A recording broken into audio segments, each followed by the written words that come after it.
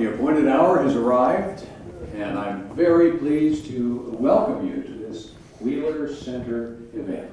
My name is Chuck Tooley, and I'm chairman of the board of the Wheeler Center for Public Policy. Delighted to be here tonight. And I want to thank, first of all, the Ivan Doig Center for being a sponsor for this event. And I want to say a couple of things about the Wheeler Center, that we all stand on the shoulders of giants, don't we? Come on. Yes, we do. And one of whom, actually several of whom, are in the room this evening. Corky, of course, that you know, Gordon, and his wife, Vanessa. Long time. Gosh, you were everything, weren't you? You were chairman, executive director, et cetera, et cetera. Dorothy Bradley, a former chair, and former chair Brad Snow, and it is my pleasure to introduce him so that he can introduce our distinguished speaker this evening. Brad Snow, former chair of the Wheeler Center. Brad? Thanks, Chuck. Thanks, everybody, for coming out tonight. This is an exciting event. It's my great and good pleasure to introduce my friend Mark Johnson to you all tonight, and to see that this long-held dream of a biography of my great-grandfather, Burton K. Wheeler, has finally come to fruition.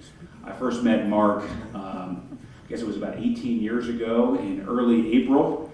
I was still teaching school. I was teaching in Shields Valley that year. And Mark was just embarking on his long, strange trip of writing a biography of Burton K. Wheeler.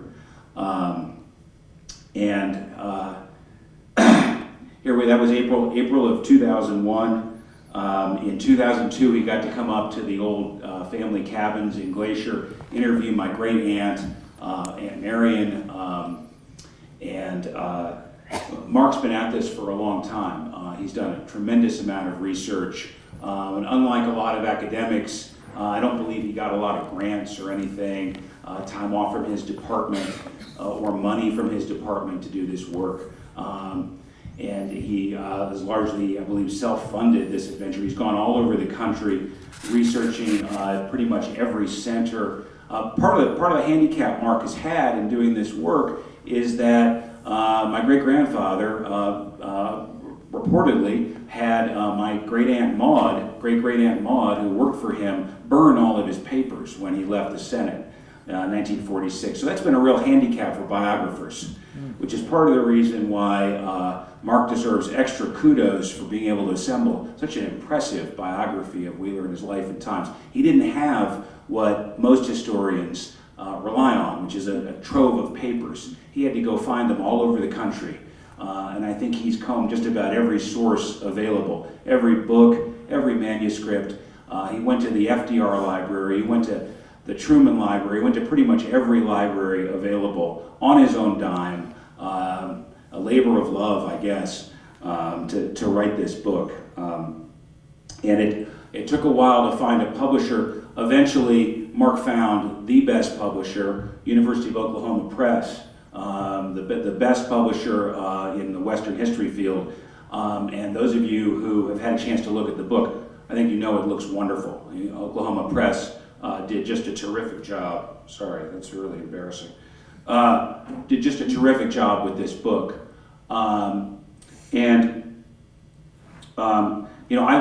Early on, Mark would show me sort of earlier iterations of the manuscript, and it was always really good. I can tell you that the final form is really, really tremendous.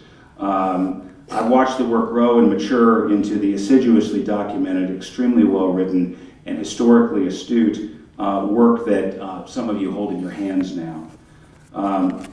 In addition to all of his other talents and skills, Mark appears to have read just about everything about American political history, at least since 1890 and maybe before.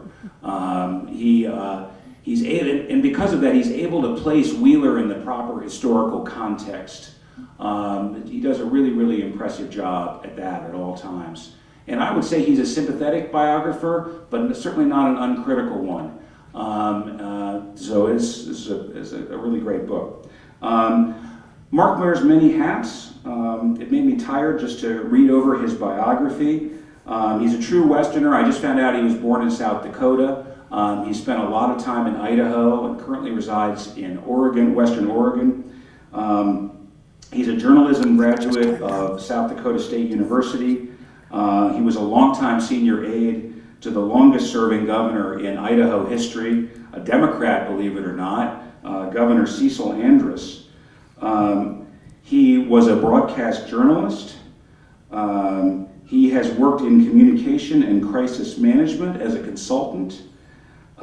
He's a political history blogger. You might want to check out his blog or podcast, Many Things Considered. And the past chair of both the Idaho Humanities Council and the Federation of State Humanities Councils. He's taught courses on politics and history at Boise State and the University of Arizona, among other institutes of higher education. And he's a top-notch political historian, and he's also a member of the Wheeler Center Board of Directors. I was able to persuade him to come on the board some 6 or 7 years ago, and he's been a great asset to the center. And he also, I believe, either served as board chair or executive director of the Andrus Center for Public Policy out in Boise, Idaho. Though I suspect Mark feels as if he knows BK quite well at this point in time after working on his story for about 20 years, and perhaps that he has no need to actually meet him, I wish these two frank, politically astute, down-to-earth men could have met one another, and that I could have been a fly on the wall for the meeting. In Mark, Wheeler and his times have truly found their chronicler. It's my privilege to introduce to you Mark Johnson. All right. Thank you so much, Brad. Well, Brad, I really appreciate those is that level all right? Everybody hear me okay? That extremely generous introduction. You gilded the lily just a tad bit, and I would have been happy if you would have not recounted the timeline that it took to produce this book. It does seem appropriate that we're in the procrastinator theater here tonight, since it did take me a while. I have some more thank yous to offer in a few minutes, but I really want to talk about the United States Senate tonight in the context of Burton K. Wheeler's career. And help me here with a little public policy survey. Show of hands. Who thinks the United States Senate is just a little bit off the rails these days? I'm kind of expecting that response. I'm going to do something also a little bit unorthodox. I'm going to quote Mike Mansfield to start tonight. Mike Mansfield, who was, in a way, a contemporary of B.K. Wheeler's. They were both Democrats, of course, both great Montanans, maybe not seeing eye to eye on very many things from a political standpoint. But on one thing, I am absolutely confident they would have been completely in agreement on, and that is the role of the United States Senate in our system of government.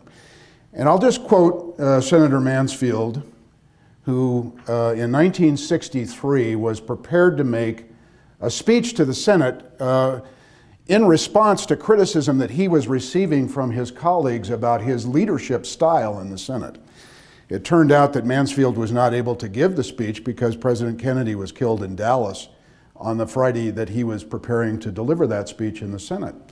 And it wasn't until 1970s that he was invited back by the Senate leadership at that point to actually deliver this speech in the old Senate chamber in the Capitol building in Washington, D.C.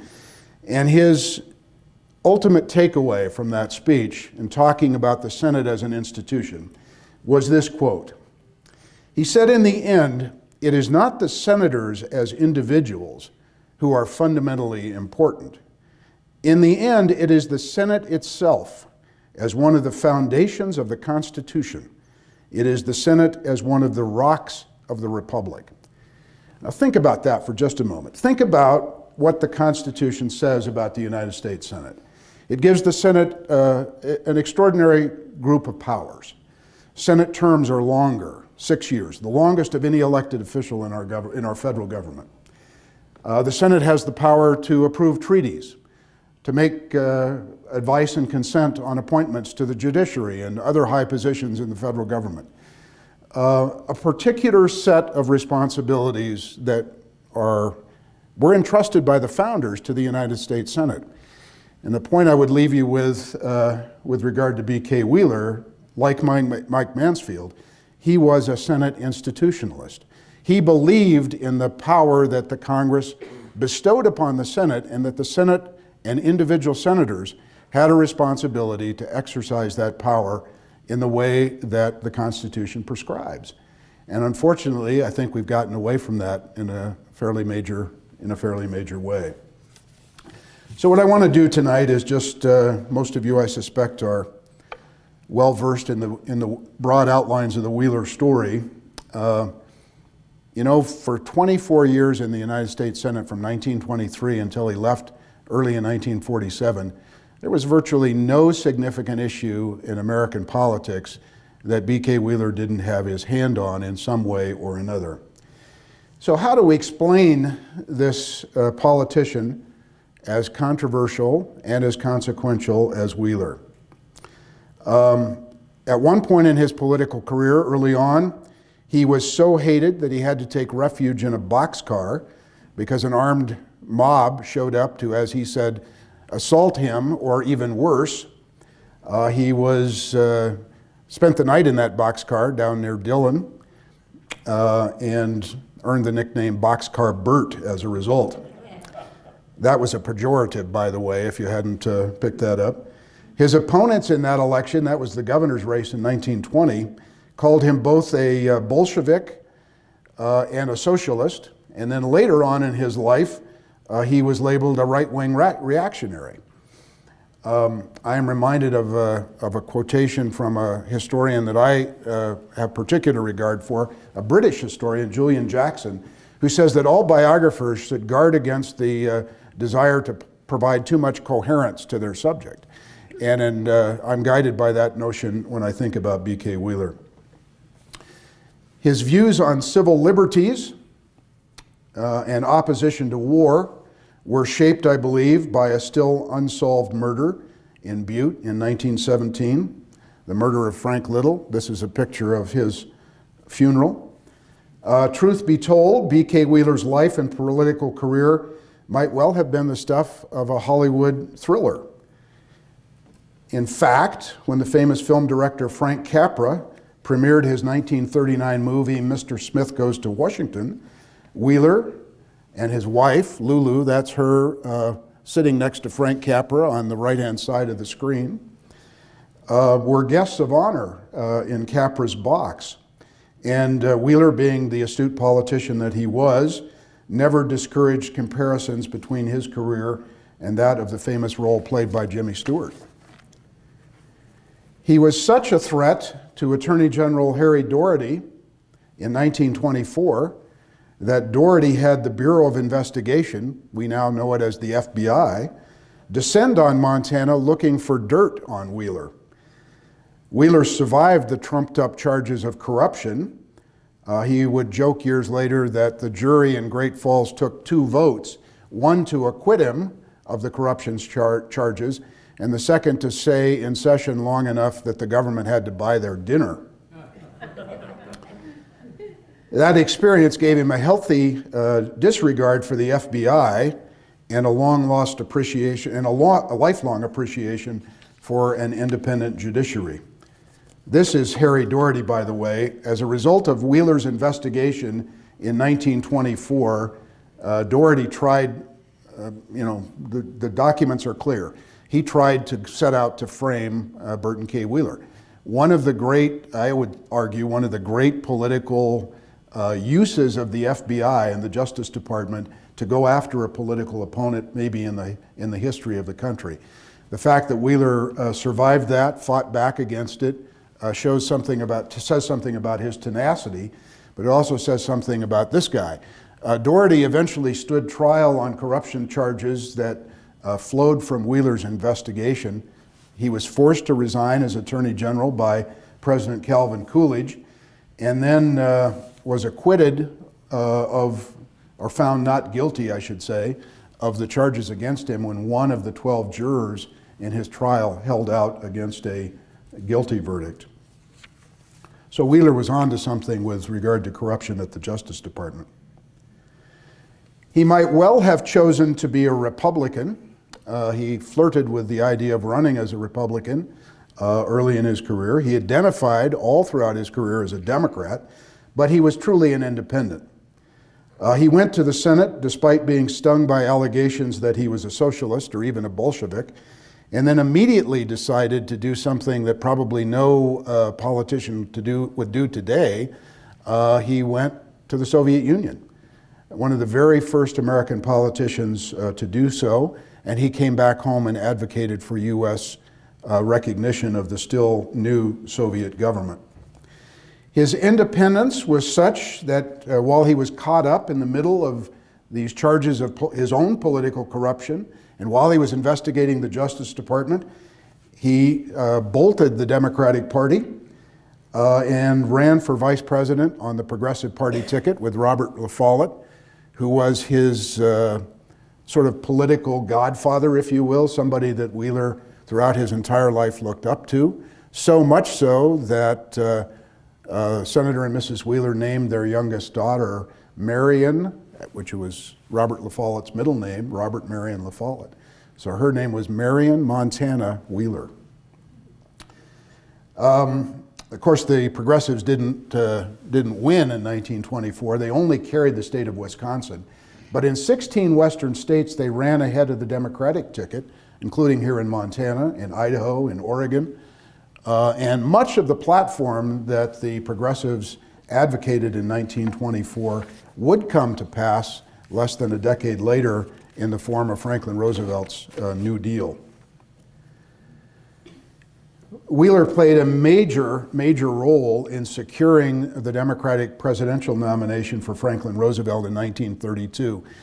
You sort of assume that Roosevelt was destined to be a great president, and that could not be farther from the truth. He had to fight tooth and nail to win the Democratic nomination in 1932.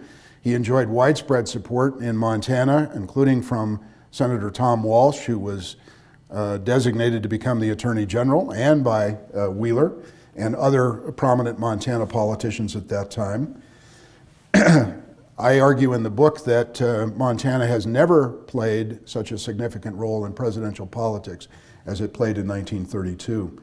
But almost immediately after Roosevelt's election, and he takes office in 1933, these two ambitious politicians who would work together on some very important issues, reforming the electric utilities industry, for example, but their relationship fractured completely over a presidential power grab when Roosevelt proposed packing the Supreme Court in 1937. This picture was taken just moments before Wheeler began his testimony before the Senate Judiciary Committee in the summer of 1937. He was the leadoff witness opposing the president of his own party on a major political issue in the country at the time. So think about that again in the context of the United States Senate today. Wheeler didn't just oppose the president, he led the opposition in the Senate in a bipartisan way to Roosevelt's proposal. Wheeler engineered a sweeping reform with Roosevelt's help of the federal law relating to Native American tribes and how the tribes relate to the federal government. And then, perhaps typically of Wheeler, he spent most of the rest of his career trying to undo much of that law because he thought the U.S. Bureau of Indian Affairs had improperly implemented the statute. Here's Wheeler and FDR in 1935 as FDR signs the Public Utilities Holding Company Act of that year. He is second from the left, standing next to Alben Barkley, who was the Senate Majority Leader. I shouldn't say he wasn't the Senate Majority Leader at that point. He would become Majority Leader and later would become Vice President of the United States under Harry Truman. Third from the right is Sam Rayburn, later the Speaker of the House, and at that time was the chairman of the House committee, Wheeler's counterpart in the House, that passed this utility holding company legislation. The two guys smiling on the far right are Tommy Corcoran and Benjamin Cohen, who worked really closely with Wheeler to craft this enormously important piece of legislation. In 1935, 13 major utility holding companies absolutely dominated the electric utility distribution and creation, what am I trying to say? Distribution and generation of electric power in the United States. These utility holding companies were structured so that the holding company really didn't have any value.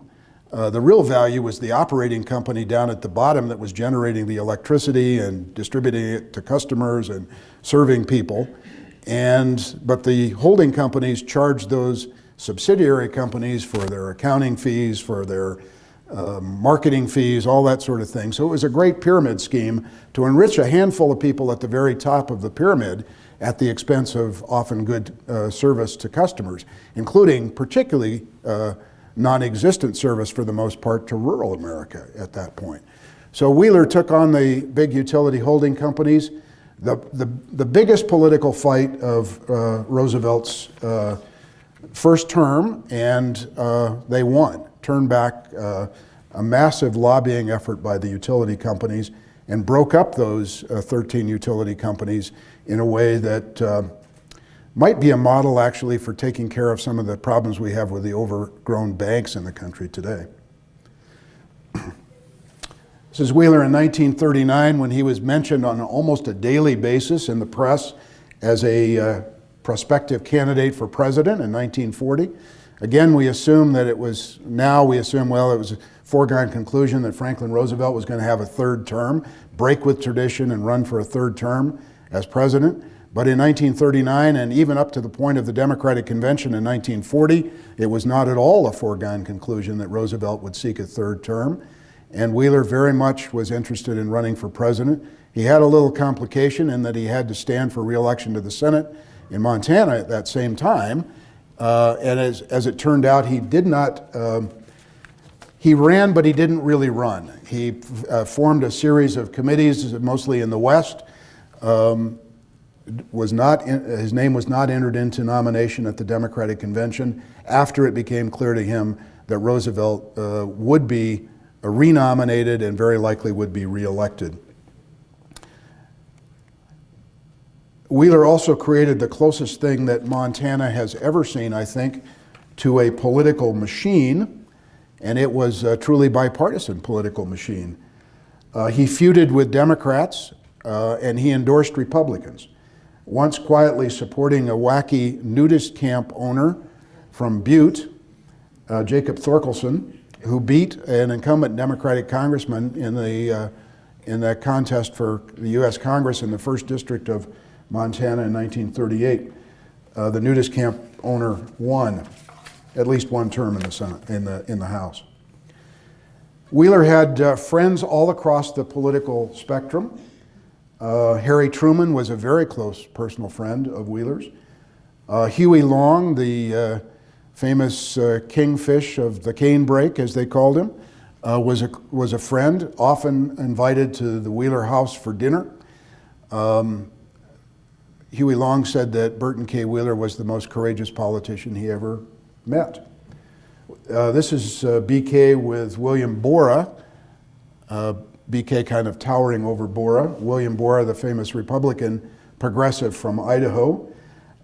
They got acquainted immediately after Wheeler went to the Senate because Borah wound up investigating these corruption charges against Wheeler in 1924. A special Senate committee was created, and Borah chaired that committee and produced a report that completely exonerated Wheeler of the corruption charges.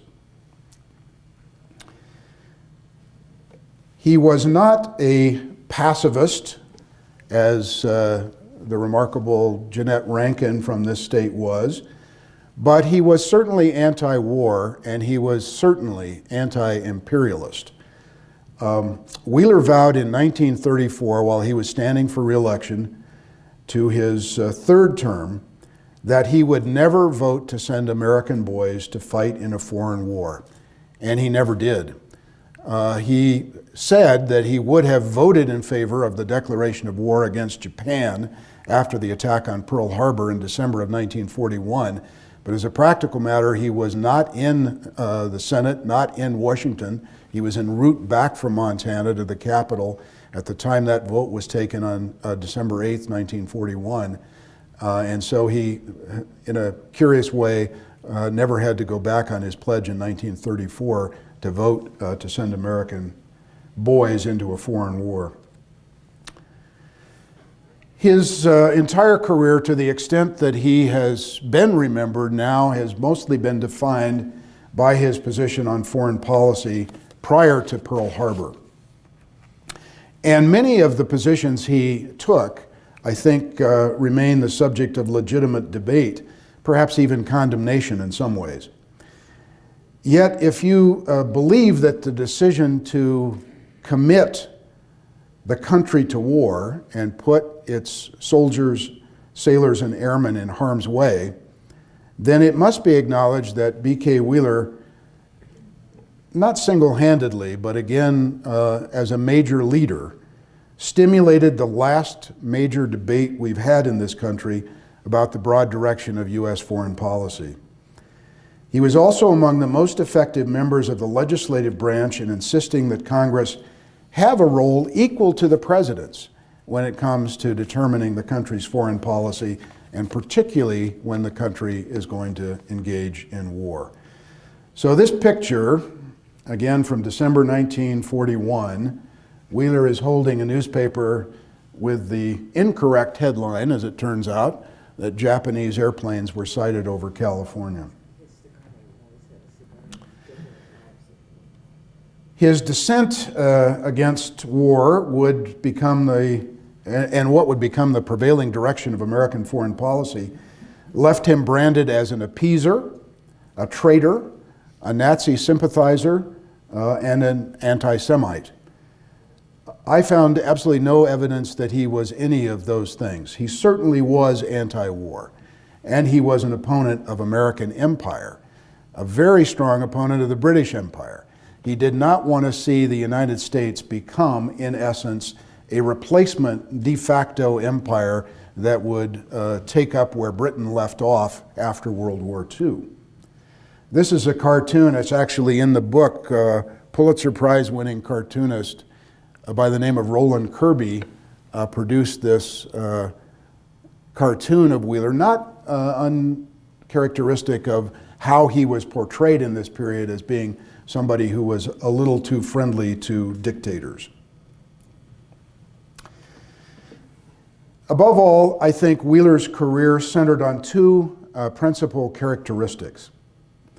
And both are as relevant today, I believe, as when he made headlines from 1923 to the 1940s. And the first characteristic was his independence. He never flinched from opposing a president of his own party or supporting a Republican when he could make common cause. We once, before it all but disappeared, called that bipartisanship. His independence was both a source of his political popularity and ultimately a cause of his undoing. But who among us would say in our polarized, hyper-partisan times that it would be, that we would not enjoy embracing a politician who was his own man, who was independent, candid, able to put his country ahead of his party. Again, it was Mike Mansfield who told me that BK was mostly a Democrat, but he was always an independent. This is a caricature of Wheeler that appeared in a book called Sons of the Wild Jackass. It was published in 1930. There's an interesting story about how I got the rights to use the photo, but I'll leave that for another occasion. The caricature. He really was just this sort of wickedly independent cuss. always looking for a way to chart his own course, even when it created some political peril for him. Good example of that. In 1940, Congress is debating the imposition of the first peacetime draft in the nation's history. We'd never had a draft during peacetime. The United States is not at war. War is raging in Europe between the United Kingdom and Nazi Germany, but the United States is not directly involved in that war, although we're clearly inching in that direction, and Wheeler thinks we're inevitably going to be involved in that war. He opposed the conscription legislation in the summer of 1940, even though there was pretty substantial bipartisan support for it in Congress. A couple of his close political advisors or associates in Montana wrote him letters at the time. Said, you know, we've been taking soundings around the state, and your position is at odds with a lot of constituents in Montana. And he wrote back one of these guys and said, I understand that, and I have to be true to my conscience. Even if it's not popular, it's where I have to be. Running for, I'm sorry, got ahead of myself. The second important characteristic of Wheeler was his opposition to concentrated power. He always opposed too much power in too few hands, whether that power was centered on Wall Street, whether it was in the form of big financial institutions, big utility companies, or in the Oval Office in the White House. He hated what he called bigness. American greatness was best ensured, Wheeler believed, by strengthening the small business owner, the farmer, the miner in Butte, the rancher on the High Line. He was against concentrated power, always. Running for re-election in 1928, Wheeler did something that I'm not sure I've ever known any other politician to have done. He'd been elected for the first time to the Senate in 1922. He's seeking a second term in 1928. And he told his Montana constituents during that campaign that he'd been in Washington, D.C. now long enough, 6 years, that he was starting to understand some of the nation's and the world's big issues, and he'd been studying those issues closely. And if the voters sent him back to the Senate, he would devote his time to working on those big issues, confronting the country and the world. And then he said this: if Montana voters wanted what he called an errand boy in the Senate, they should vote for someone else, because he was done with that role. He wasn't going to be an errand boy for his constituents in Montana. He won re-election over former Republican Governor and Senator Joe Dixon that year, a tough, skilled opponent, certainly one of the more capable people that BK ever faced on the ballot, and he got 53% of the vote in 1928 by telling Montanans that he was basically going to be a national senator, not just take care of parochial issues. But of course, he did not quit looking out for Montana, quite the contrary.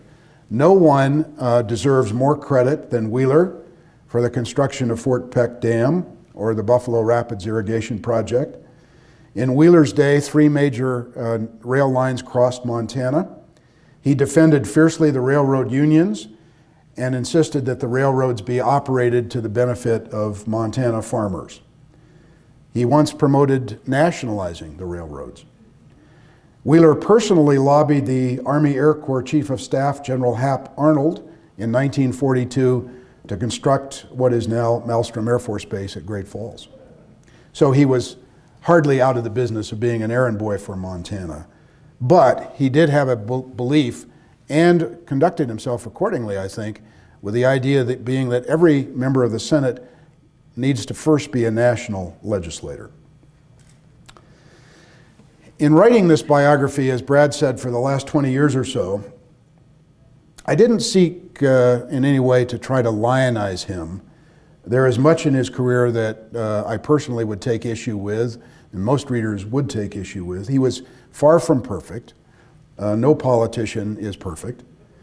He made mistakes. All politicians do. He could be a tough, even bitter opponent of his adversaries. He knew how to hold a grudge. He savaged fellow Democrats like Senator Jim Murray, his seatmate in the Senate in the 1930s and 1940s. They had a celebrated political row, these two Democrats from the same state. I had somebody in the Senate historian's office one time tell me, and I think this is absolutely the truest statement that can be made about American politics, no relationship in American politics is more complicated than that between two senators from the same state, regardless of their politics. They're both always, each of them is jockeying for position on home state issues and attention in the press, and Wheeler and Murray certainly had that kind of a relationship in the 30s and 40s. He was absolutely ruthless on a number of occasions, particularly in 1938 when he engineered the defeat of Democratic Congressman Jerry O'Connell. I think if there is some new information in the book, it is about the role that the Catholic Church in Montana played in O'Connell's defeat that year. Jerry O'Connell was this young, brash, very liberal congressman who came out of Butte. He was a graduate of Carroll College. He got elected at a very young age to the legislature and at a still very young age to the Public Service Commission. Then got elected to Congress, was the youngest member of Congress. He was a Catholic, but he divorced his first wife and remarried, which caused some consternation with his standing in the church, needless to say. And he doubled down on his problems with the church by going to Spain in the late 1930s and identifying very closely with the Republican side in the Spanish Civil War. The Catholic Church, of course, if you remember your Spanish Civil War history, was very much on the side of Franco and the nationalist side in the Spanish Civil War. So O'Connell was really on the outs with his bishop in Helena, and BK, being an astute politician, made the most out of that. He went and met with the bishop quietly, and the Catholic Church played a not insignificant role in O'Connell's defeat in that election. That's when the nudist camp owner won the Republican primary, and then won the Republican primary, and then won the general election and was elected. And then Jeanette Rankin comes back in 1940 and beats Thorkelson in the Republican primary and gains her return to the United States Congress in 1940. She did not choose to run in 1942, and that gave Mike Mansfield his opportunity to be elected to the House. Wheeler could also be loyal to his friends, and he was good-humored. Wheeler's son, Edward, with whom he practiced law for many years, said, BK and I had a wonderful day with Edward Wheeler, thanks to Corky Burton for paving the way to get me an opportunity to visit with him. I had a wonderful day with him. He said his father could look any man in the eye and with a smile on his face tell him to go straight to hell. At the same time, Alan Drury, Pulitzer Prize-winning novelist, a reporter in Washington, D.C. who covered the Senate in the early 1940s, wrote the famous book Advise and Consent, which was made into a great motion picture, by the way. Alan Drury said of all the people he knew in the Senate, B.K. Wheeler was the most likable person he knew. So in our age, when we often search for what the political pundits call authenticity in our political leaders, you don't have to search very far to find the authenticity in Burton K. Wheeler.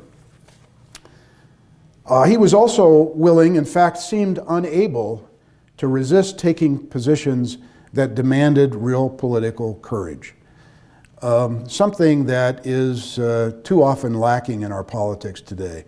The idea that you're going to be gutsy enough to take a courageous stand, even though it may cause you difficulty in the short term or the long term. Wheeler was a genuine original, a true political maverick. He had a lifelong willingness to be independent and courageous. I think you can look long and hard to try to find his type in the United States Senate today. And I have a lot of regard for many members of the United States Senate, but you won't find anybody with quite his combination of independence and courage in the Senate today. And that, I think, is both a shame and probably is his ultimate legacy. So I want to offer a couple of final thank yous before I'd be happy to entertain some questions if you have some. I would not be standing here tonight if it weren't for Corky Burton. On a complete flyer one afternoon, I picked up the phone from my office in Boise, Idaho at that time, and I called the Wheeler Center. I'd gone online to search up, I was looking for the biography of Burton K. Wheeler. And I called up Corky, as I remember the conversation, Dr. Burton, and I said, I'm surprised that there is no biography of Burton K. Wheeler, such a significant American political figure in such an interesting time. And Corky said, as I recall, we're surprised too. Why don't you write it? We got a bunch of stuff here. Come up and take a look at it. So he paved my way to come up to Bozeman for the first time to visit the library here, where there is quite a collection of Wheeler family materials. And that led my 20-year odyssey. So Corky, it's wonderful to be back in Bozeman, to have you sitting in the front row so I can thank you properly for the role that you played in believing that I could accomplish this.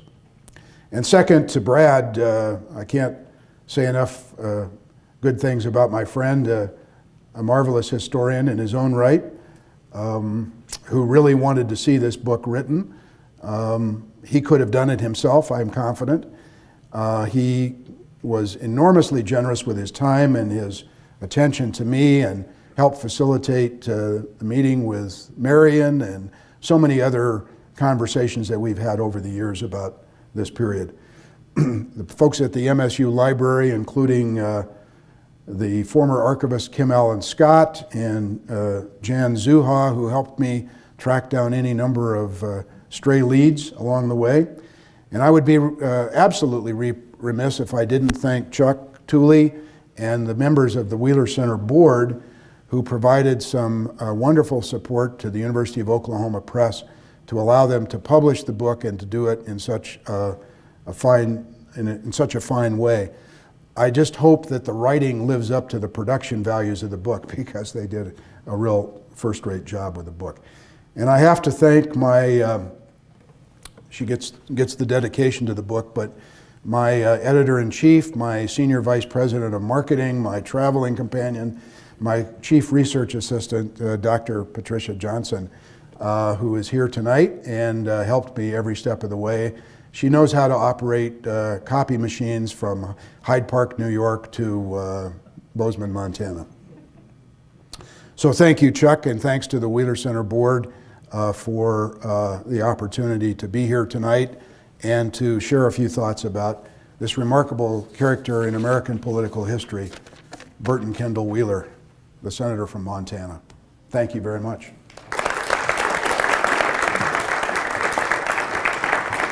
And I'd be delighted to ask, to try to respond to some questions, and I think we have Eric's got a microphone there.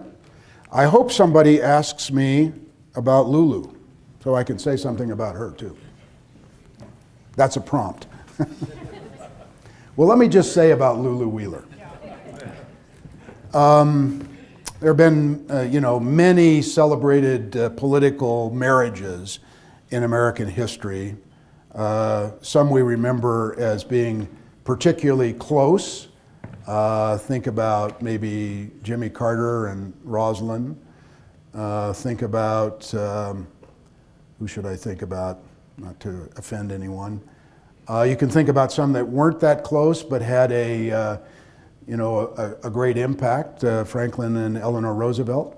Harry Truman and Bess would be an example of a particularly close political marriage. The Wheelers had one that I think was almost in a category by itself. She was a very, very political person in her own right. A good deal more conservative than her husband, politically speaking. She was the more outwardly religious person in the family, but she was his chief advisor. And I don't think he ever made any decision in his political life that she wasn't personally deeply involved in.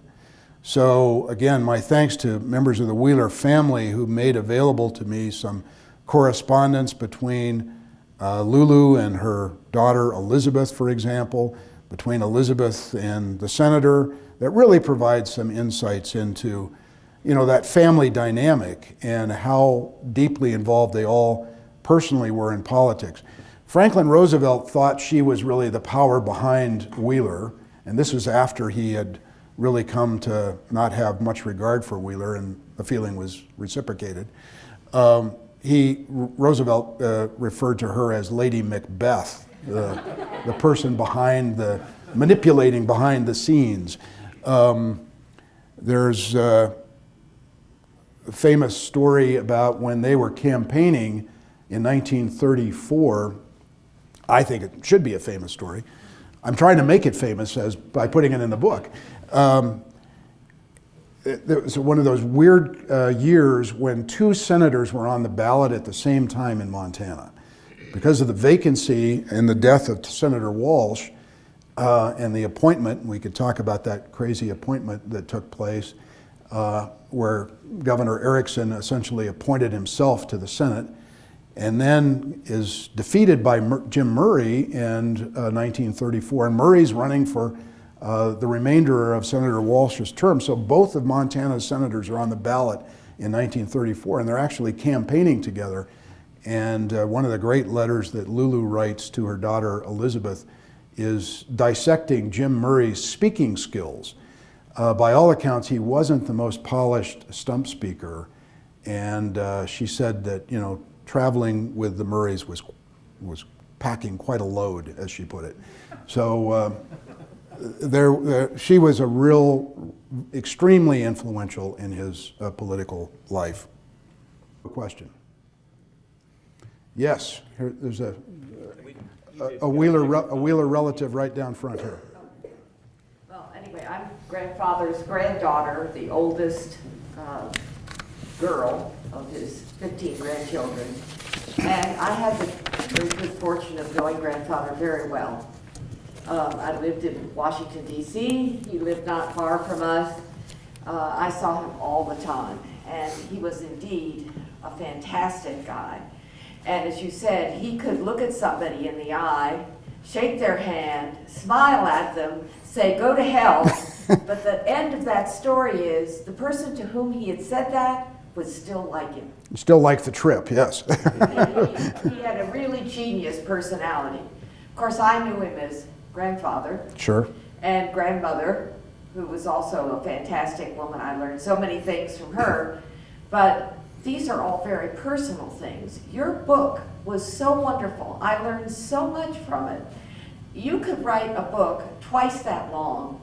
You touched on so many subjects, and they were so interesting to me. Well, that's So very one kind of thing you. Thank you. I wish you had spent a little more time on was his childhood in Hudson, Massachusetts, because I always wonder when you come across some really important person, how did they get that way? And he was the youngest of 10 children. He was not from a distinguished family. In fact, I would say they were probably a very poor family.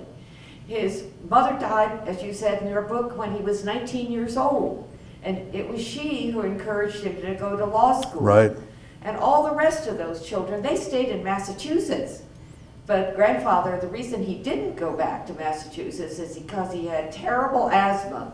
And he went to the West in order to go to a dry climate and have his asthma not kill him. Exactly. And of course, I don't know if you said it in your book, he gambled away his train ticket at the Butte train station. But one subject I wish you'd expand on just a little bit this evening, and that is the remonetization of silver.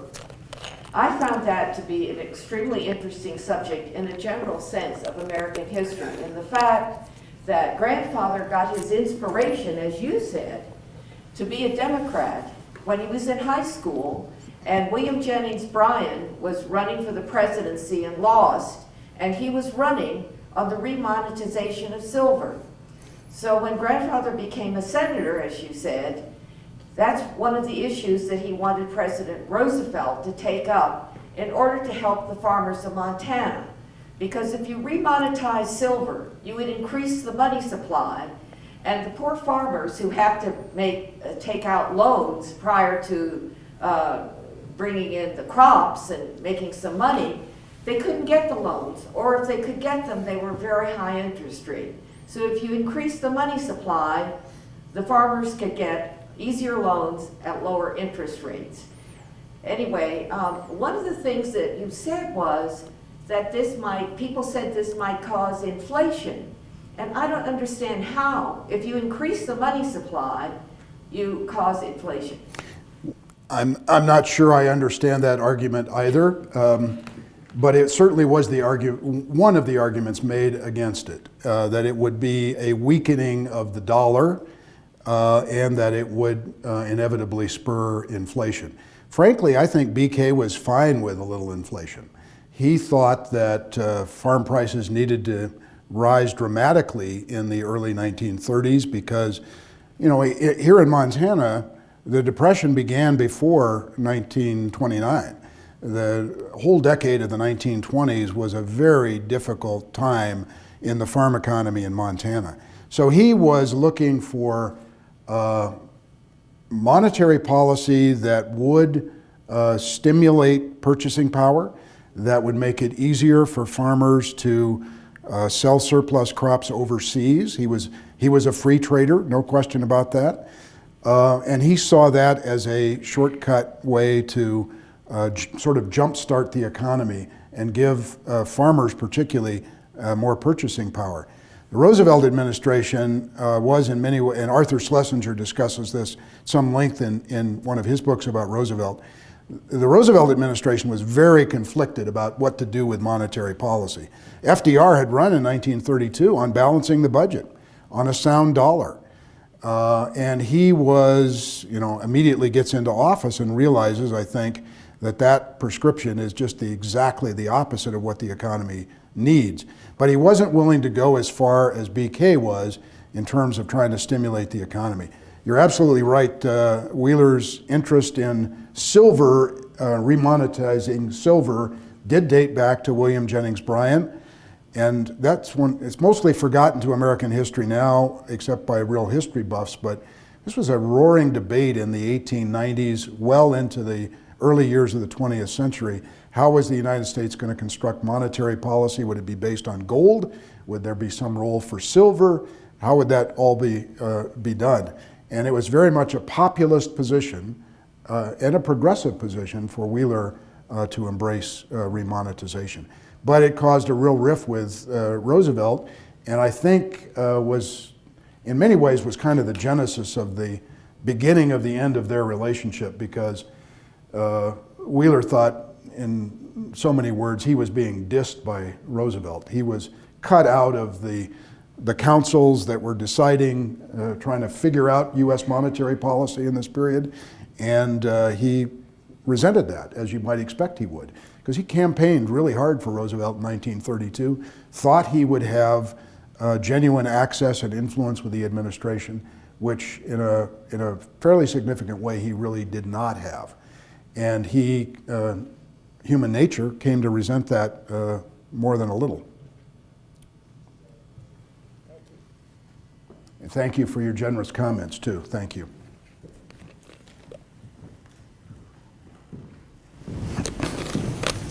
Well, first of all, thank you for giving this talk. And I'm just wondering, in your opinion, what is the biggest positive or negative impact that BK had on the Senate or Montana politics in general or the country?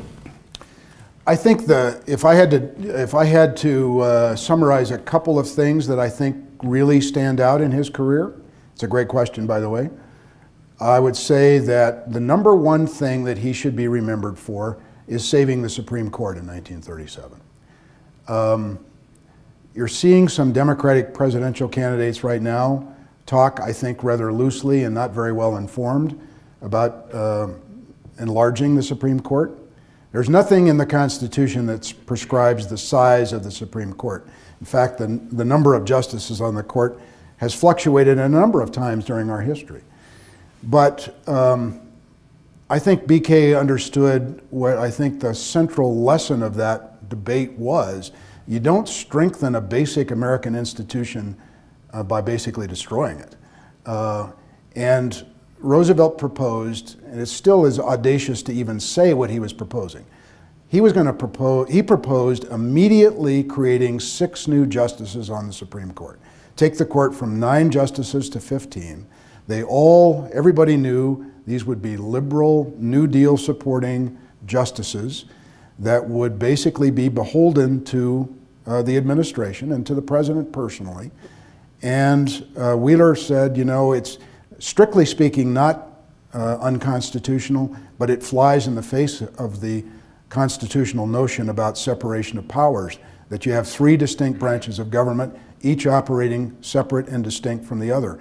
And he believed, I think correctly, that any president who had that kind of power to appoint that many justices in one fell swoop would inevitably dominate the court.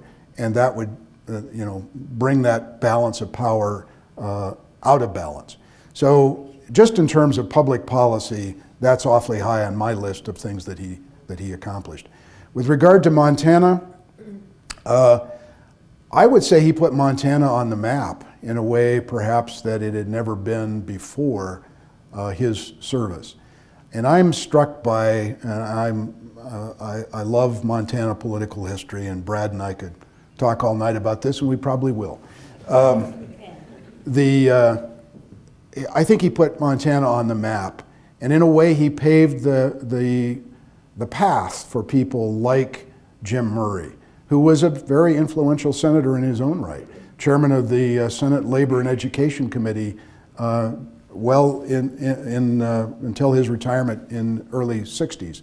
Very influential United States senator. Paved the way for guys like Mike Mansfield to be as successful as they were. He created a sort of political ethic, I think, in Montana that persists to this day. And so that's an enduring part of his legacy, I think, as it relates specifically to Montana. You think about this, geographically very large, but population-wise very small western state, and think about the amazing characters that Montana has sent to Congress. Jeanette Rankin, Joe Dixon, Wheeler, Walsh, Murray, Lee Metcalf, Mike Mansfield. It's an amazing, Pat Williams. It's an amazing list of people with real accomplishments that sort of defy the population base of a state population-wise so small as Montana. So Wheeler had something to do, I think, with that sort of ethic of public service and being a national figure.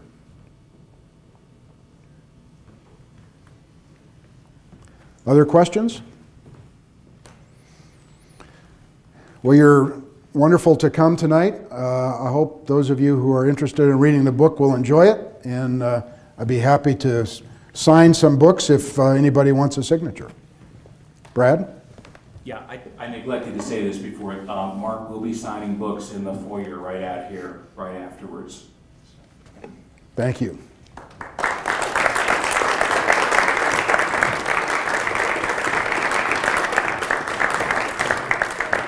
Thanks for coming.